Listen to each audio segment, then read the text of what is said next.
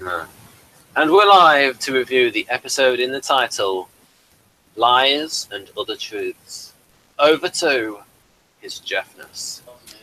Pretty good title, huh? Morgan said, what a dumb name, right at the same time as I said. It's a pretty good title.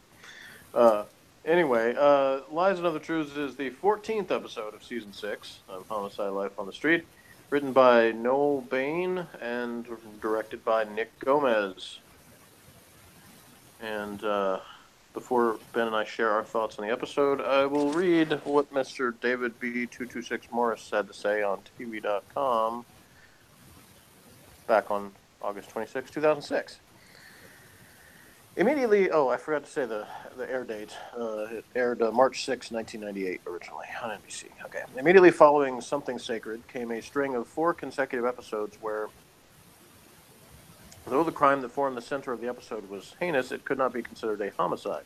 Confused? It's not that hard to understand. For example, in Lies and Other Truths, the central case involves a case of road rage between a car and a state road maintenance vehicle. Even though we see the crime in the teaser, it isn't clear which side is responsible for the incident that leaves both drivers of the vehicles dead and the other passenger paralyzed from the neck down. Lynch and Kellerman get called in on the case because of the aggressiveness of both drivers. However, for the detectives, the investigation is perfunctory. Even if it is murder, it is as at most a paper clearance with both suspects dead. The final arbiter on the decision is Dr. Cox, who gets involved in a critical decision. The driver of the car had a 0.09 blood alcohol level just below the legal limit. The state pressures Cox, first subtly and then bluntly, into raising the level the rest of the way in order to relieve Maryland of any possible liability. The importance of this becomes crystal clear when the widow sues the city. We haven't gotten to know Juliana that well, but we know that she can't bring herself to lie under oath. The pressure becomes so great that she turns to Mike, who, in an effort to help her, tells her to go to Giardello and have him help leak the story to the press. In a bureaucracy like this, there can be only one reaction to her integrity. She is summarily dismissed. Nor does she stay around to be with Kellerman. She gets the hell out of Baltimore in a scene almost identical to her furious arrival in Baltimore less than 2 years ago.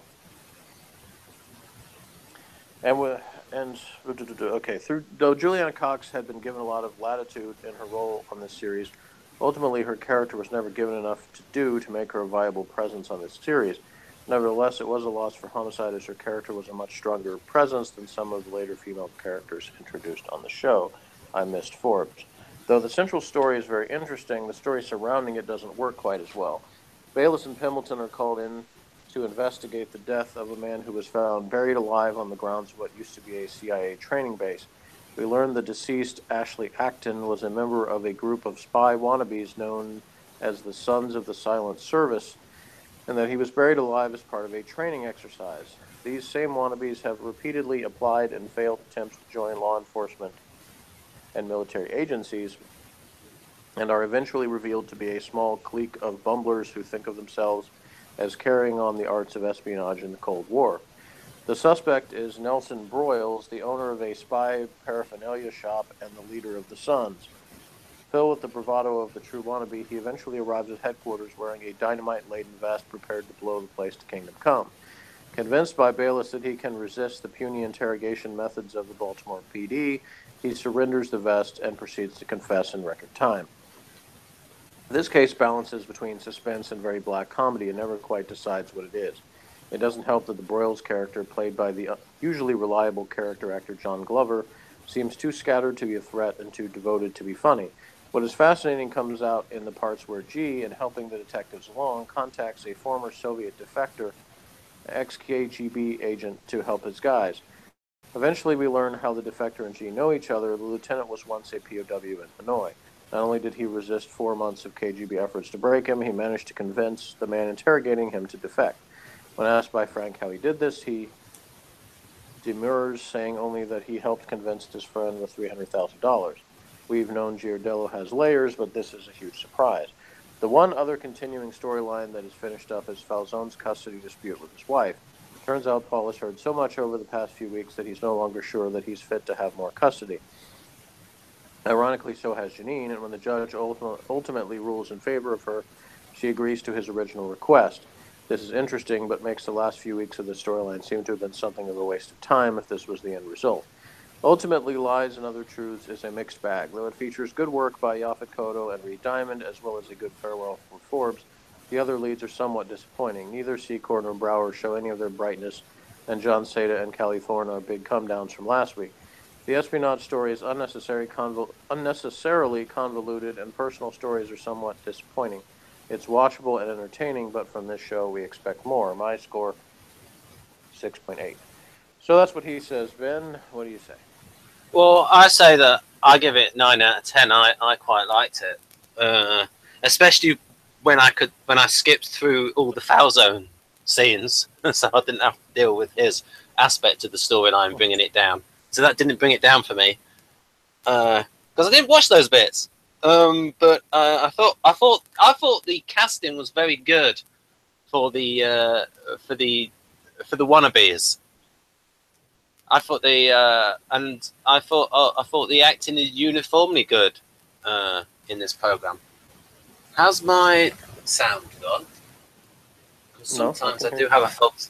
I do have a faulty headphone socket. There's a little bit of more background noise than usual, but I can still understand you fine. Okay, I'll try to adjust that a little bit. Just kind of a background hiss going on. Yeah, it's part of that is from my laptop. Sorry about that.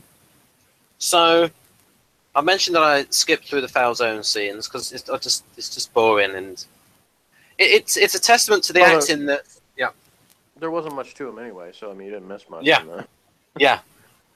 And so I thought John Glover was good in terms of like he had the right look.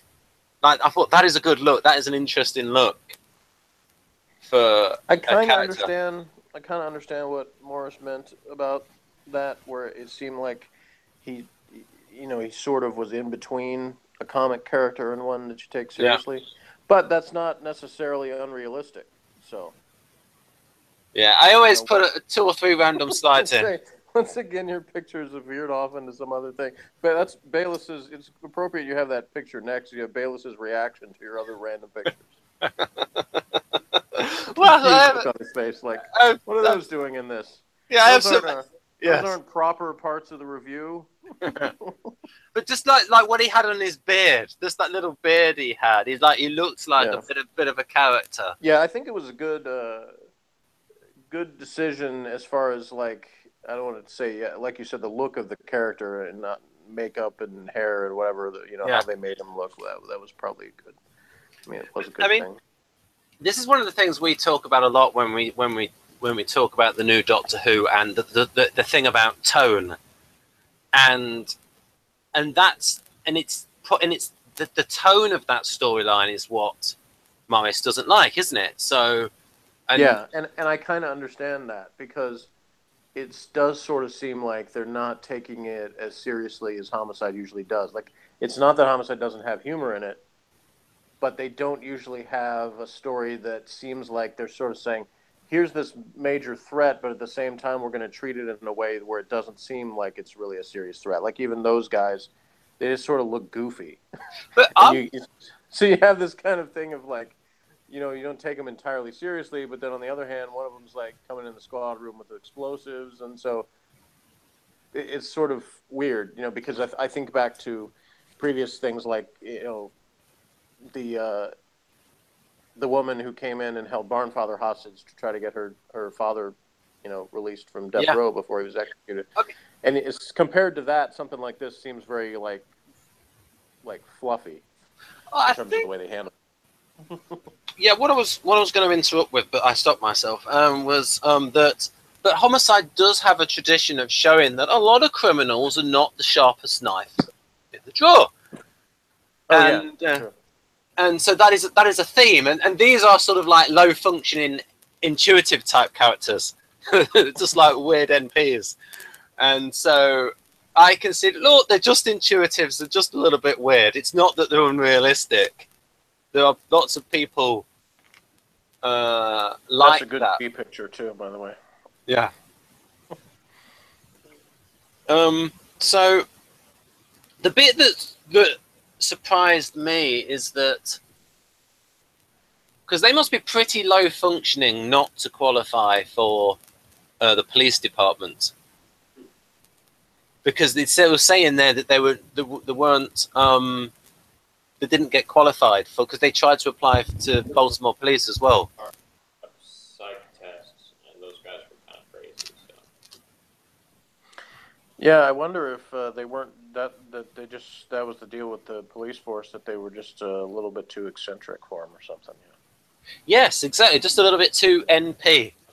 Or the police force was like, basically, can you follow orders when you tell us to? And you know, they might have said something random like, as long as they don't violate the principle of the treaty of the rattle off some long thing, and they're like, okay, we'll get back to you. Because that's the thing is, with NPs, and you especially have experience with this, Jeff, with ENFPs, they can get categorized as having as being mentally unsound when they're not at all. It's just that the people dealing with them haven't got experience of these types. Morgan said no, they are. Well, maybe.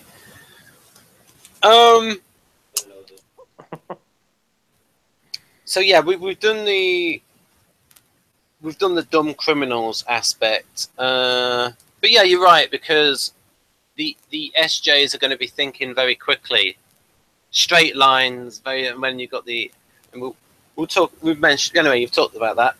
Now we can talk about. We've done that. We'll talk about G later. Yep. I don't know how realistic it is to have the chief of the state HHS secretary fire the medical examiner. That seemed a little bit unlikely to happen. Making her wait forever, that seemed realistic, but what? Secretary did what? Fire. That's what I said. That didn't seem very realistic. Yeah. Fire. Tell her that she's fired. Yeah. That's all I was saying about that, is that part was a little bit less believable. Having her sit there waiting forever, that seems like it's likely to happen. Then, if anything, the director would at least call and tell her over the phone. But yeah, because all that stuff's like a power trick, making the person wait a certain amount of time. Yeah, right. Oh yeah, an interesting thing for me was just like the whole idea of the city being liable for $45 million, but it wasn't actually the city's fault. It actually was the state, not the city. Okay, the state.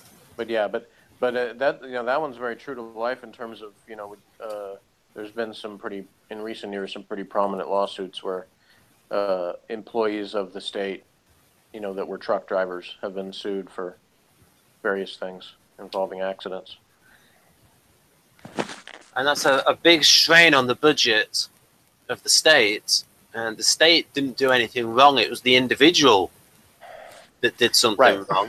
But they have things like that. Like for me, as a Texas state notary public, I have an insurance policy on my notary services. It's not an insurance policy for me.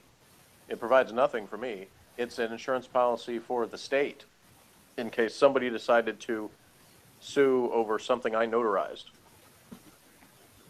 All right. The state is protected against liability because of that. That's actually quite a good idea. You help to protect the taxpayers.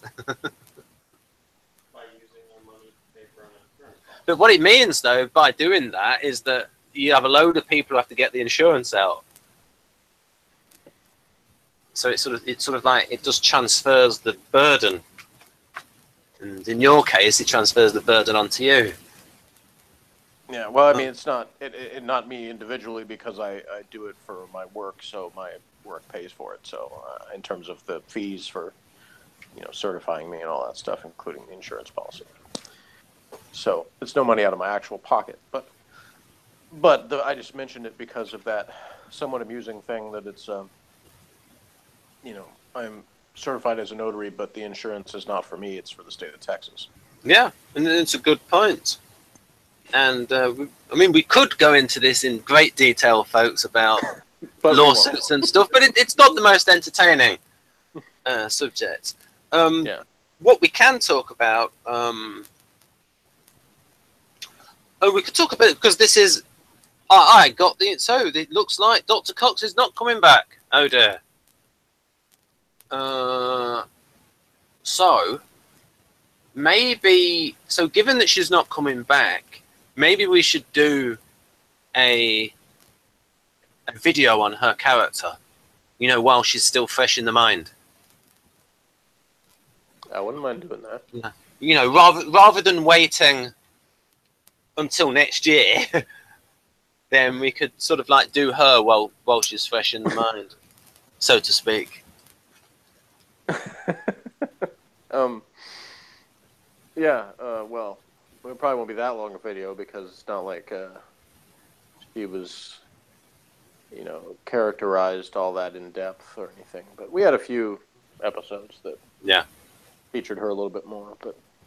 But sort of like this was definitely an ethical thing, but also the point could have been made that it's not just necessarily an ethical thing, but it's also a logical thing, that if she'd have gone away with it and then been found out as the person who covered it up, she could have some serious criminal liability as well for faking something. Yeah, it's possible, although it would probably any halfway decent lawyer would get her out of that pretty easily. Because if they didn't really have any evidence that she changed that to respond to the lawsuit, which they wouldn't unless the guy who directly told her that testified against her. That would be about the only way that they would be able to convict her of that. As always, her acting was good, and people can see more of that in Battlestar Galactica Mark II, where she plays Admiral Kane in a few episodes, and then in the TV movie Razor, which focuses on her character. I thought it was kind of good they sort of did the full circle thing, you know, having her mention that when she first got there, she fired the guy for falsifying a report. Yeah. And then she ends up leaving over something related to the same thing, and then of course, the actual scene of her leaving in her car is pretty similar, as Morris pointed out, to when she arrived. So and both happened in the middle of a season, so it's not like the end of a season. She came on in the middle of season 5 and left in the middle of season 6. Mm. But it's also like, I mean, we talk about this with Doctor Who, that fans of a series like these internal references to things, the internal continuity and consistency. Yeah, especially if they actually remember them and get them right. Yes. Which Homicide was pretty good about. Some shows that I won't mention, would be terrible at that and seem like they had no research staff whatsoever who would bother to remember the earlier shows. Yeah, and it was like they used to talk about it in Doctor Who magazines and books as if like it was only the hardcore fans that cared about that sort of thing, and how Robert Holmes was good at the internal continuity. Yeah, I'll just mention one thing because I don't want to get off on a long thing about Doctor Who, but I'll just say that in the story that they called Doctor Who and the Silurians, the Doctor himself points out that the creatures are probably not actually from the Silurian period. Yeah. And yet when they came back in a story called Warriors of the Deep, they called themselves Silurians, which they never would have called themselves that even if they were from that period. I know, because it was a human name. You're right. So it made no sense. And what's worse, the other sea creatures, they called them the Sea Devils. And again, that was just what the humans called them at the time. Yes, I know. But when they came back in Warriors of the Deep, whoever was writing that story was stupid. I'll just put it that way. Well, yes. I mean, they hadn't seen the previous story, didn't bother to read it or look anything up about that, and just said, "Oh, you're supposed to do a story with these creatures called Silurians and Sea Devils, so just do it." Yeah, I mean, you really need to have like a sit down with these people about the conventions of, yes, they're speaking in English, but you need to assume that it's been translated from the original. Yeah. Something like that. It's not that hard to come up with some other thing that they would call themselves. And also, I mean, just said there about Robert Holmes with internal continuity. He did change the Time Lords a lot from when they originally started as like these very powerful beings, and then to like they became this sort of like in, you know, when they did the Deadly Assassin, and they sort of became this sort of like creepy bunch of like politicians in like. Yeah, I think they got worse and worse actually. Even if the costumes were nice, they by the time of Arc of Infinity, maybe. Well, I think that was the story. They'd made him pretty much of a joke, and that was kind of sad. Yeah, that's the thing. Where Robert Holmes, you know, he had this sense of humor, and he made them. It just made it more of a satire of British politicians, and it's like they're supposed to be alien. Yeah. Anyway, back to Homicide. Yes. What else? Oh, now we can talk about. Oh, yes. So yeah, with Juliana, it's so you saw the ethics thing. We'll talk about more in now. We can talk about because we will do a video on her character, folks. Portrait of a. And then we'll have to say, you know, what type we think she might be. Or well, I said before, you know, my drive-by typing of her would probably be an ESFP. I didn't see anything that like made me think she couldn't be, or like, you know, came out strongly for a different type. So that's my guess. But I don't necessarily relate to her as much as I do Pembleton. So obviously we, you know, might be different kinds of ESFPs. Yeah, certainly a lot of ethics. And then we have so you've got the interesting aspect of the storyline with the releasing that bit of information about G. And of course, because the actor's so good, we can believe it of that character. Whereas if it wasn't an actor who could convey as much gravitas, we wouldn't believe it as easily. But we can believe that of G, because he's got this season after season behind him where we realise, yes, he is a strong enough character that is believable of him.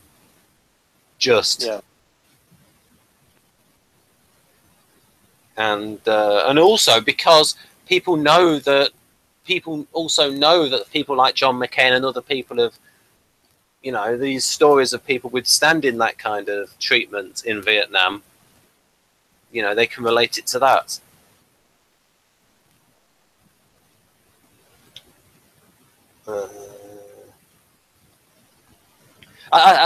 Did Morgan give G extra points because of that reveal in the episode? You know, not specifically. Morgan just, you know, always says she's cool. So right.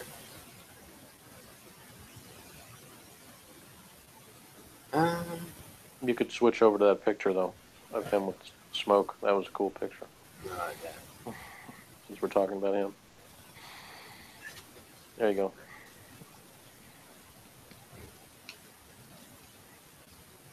Yeah, not him thinking and him saying he didn't want to talk about it. That reminds me of my grandfather when I asked him about the Second World War, and he said he didn't want to talk about it.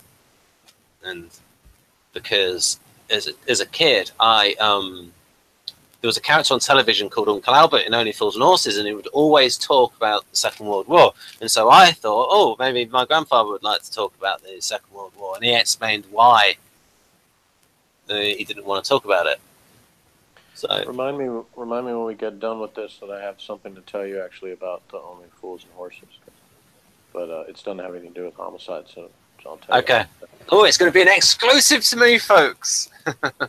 Yeah, it's not exactly some fascinating thing, but anyway, I just saw a reference to it, so I just wanted to tell you about it. So, but anyway, yeah, I think, you know, you would get a little bit like.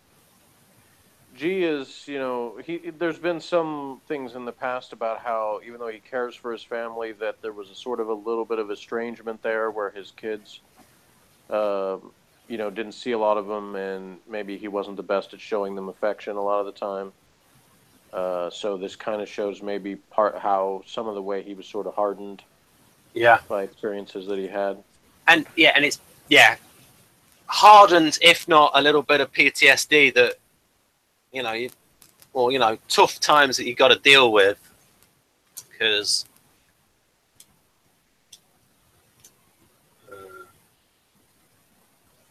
but yeah.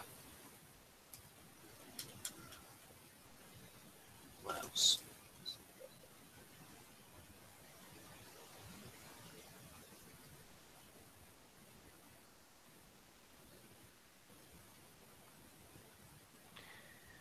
Yeah, I saw that you had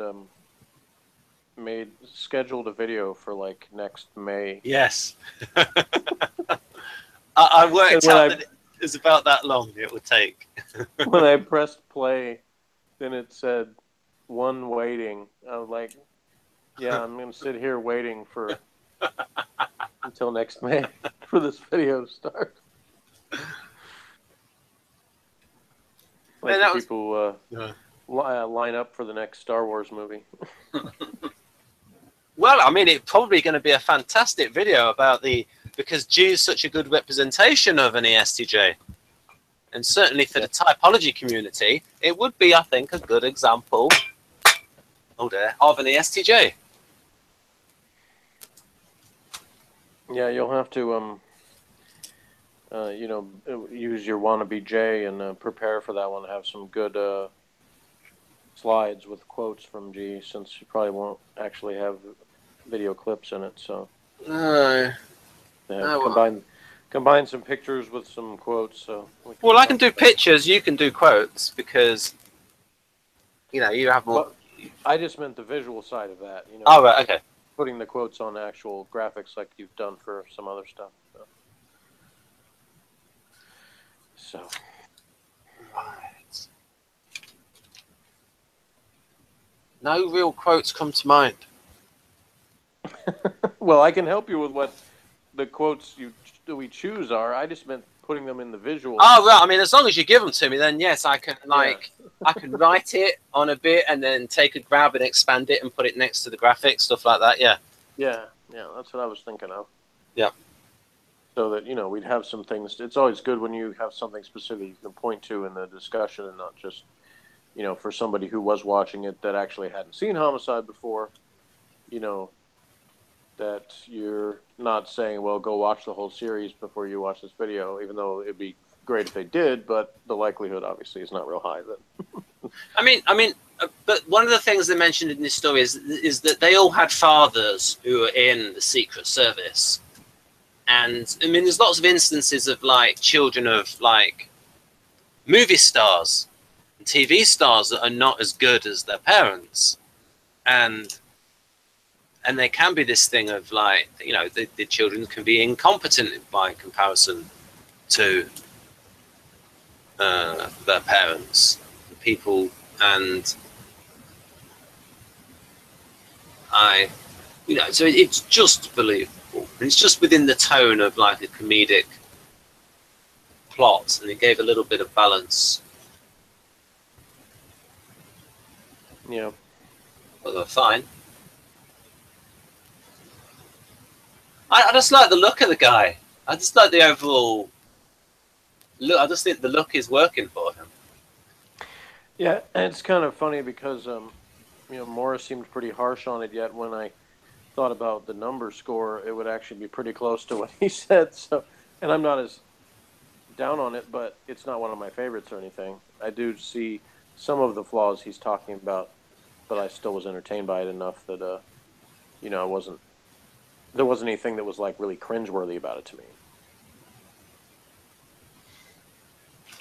Yeah, I mean, it's one of those things. It's just one of those subjective things that we talked about with the new Doctor Who, where I hate it, and then other people love the tone. Whereas for me, it's just a little bit of light relief. Yeah, well, with that, I think there's more bad than good in it, but there are occasional bright spots. And I still say, as far as that goes, I'm glad that it came back, just because it it reinvigorated interest in the classic series, and Yeah. got a whole lot of things released, DVDs, Big Finish audios, things like that probably wouldn't have gotten the go-ahead if it weren't for the popularity when they brought it back. So. Oh yeah, I mean that's fair enough. I mean I'm glad the series is actually on air. It's just that I don't want to watch it. But yeah, as maybe I've the said new one will be before, good. I don't know. my ultimate dream would be if I had the abilities to do so, that I would make a big screen, theater movies of the classic stories of Doctor Who. Ooh. And I thought of that when I saw the Hobbit in that high frame rate 3D. Yeah.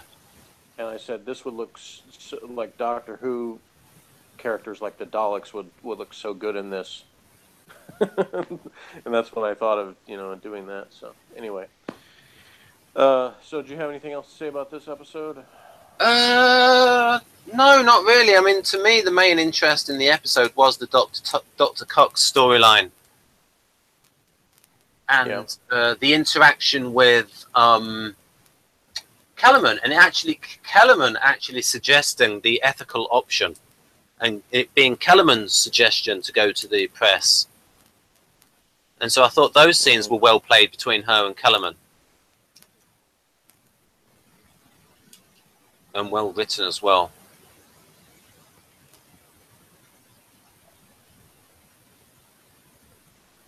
Jeff? Yeah. No, yeah. So I thought those scenes were good between her and Kellerman, because it's like, there were parallels between his situation and hers that he can empathize with. Yeah. So, not really got anything else to say. So I'll give it about a 9. I will give it a 7 for an average of 8. And join us next week for the episode entitled Pitbull Sessions. Oh, right. So bye-bye, folks. And Jeff is going to tell me the secret information about Only Fools and Horses.